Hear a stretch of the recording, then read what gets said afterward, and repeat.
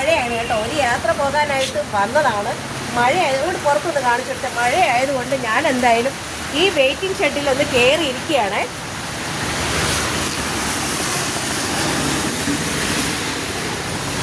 അപ്പോഴേ എനിക്ക് പാടിയ കാര്യം മനസ്സിലായത് കേട്ടോ. എന്തിനാ ഈ വെയിറ്റിംഗ് ഷെഡ് അറിയില്ല. അതേ നോക്കിക്കേ, ഈ കമ്പി ഒരു പ്രയോജനം ഇല്ലാത്ത രീതിയിലാണ് ഒട്ടുമിക്ക വെയിറ്റിംഗ് ഷെഡിലും കാണുന്നത് കേട്ടോ. നമുക്കൊന്നും ഇരിക്കാൻ പറ്റുന്നില്ല കേട്ടോ. തെണ്ടി താഴോട്ട് പോകും കേട്ടോ. ഇതുപോലുള്ള നൈലോൺ തുണിയിലോ സാരിയോ ചുരിദാറോ ഒക്കെ ആണെങ്കിൽ 1 ഇഞ്ച് പോലും നമുക്ക് ഇരിക്കാൻ പറ്റില്ല. എന്തായാലും ഇതേ കേട്ടോ, ഇത്രയും വെച്ചു.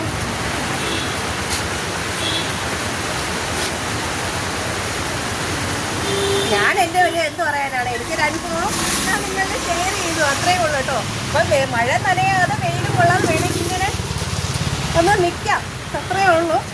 ഇരിക്കാതെ കരുതി ഈ വെയിറ്റിംഗ് ഷെഡിൽ ആരും കയറണ്ട കേട്ടോ. അത്രയും കയറണ്ടോ. അങ്ങനെയാണ്. ഇതൊക്കെ എന്തിനാണോ 2 സൈഡിൽ പൈപ്പ് പോലെ ഒരു സാധനം വെച്ചിട്ടുണ്ട്. എന്താണെന്ന് എനിക്കറിയില്ല. ഒരു കമ്പിയാണ് കേട്ടോ. അതെ കേട്ടോ, കുഞ്ഞു കാഴ്ച കേട്ടോ. മഴ ഒതുങ്ങി നിന്ന സമയത്ത് ഇവിടുത്തെ ഒരു കുഞ്ഞു കാഴ്ച നിങ്ങൾ ഷെയർ ചെയ്തു, അത്രയേ ഉള്ളൂ കേട്ടോ.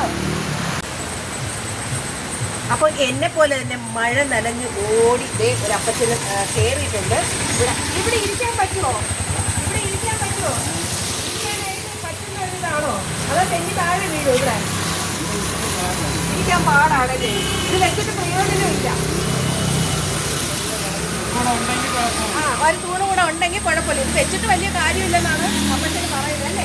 ഇത് ഇരുന്ന് കഴിഞ്ഞ് താഴെ ചറക്കി വീഴും. വീഴ്ച മസ്റ്റാണ്. അതുകൊണ്ട് ഇങ്ങനെ ഒരു വെയിറ്റിംഗ് ഷെഡ് വെച്ചിട്ട് കാര്യമില്ലെന്നാണോ? മനുഷ്യർക്ക് ആവശ്യമായിട്ടാണ് വെയിറ്റിംഗ് ഷെഡ് വെക്കേണ്ടത്. പക്ഷേ ഇത് ഒരു പ്രയോജനമില്ലാത്ത രീതിയായിപ്പോയി അല്ലേ. ആരും ഇരിക്കില്ല.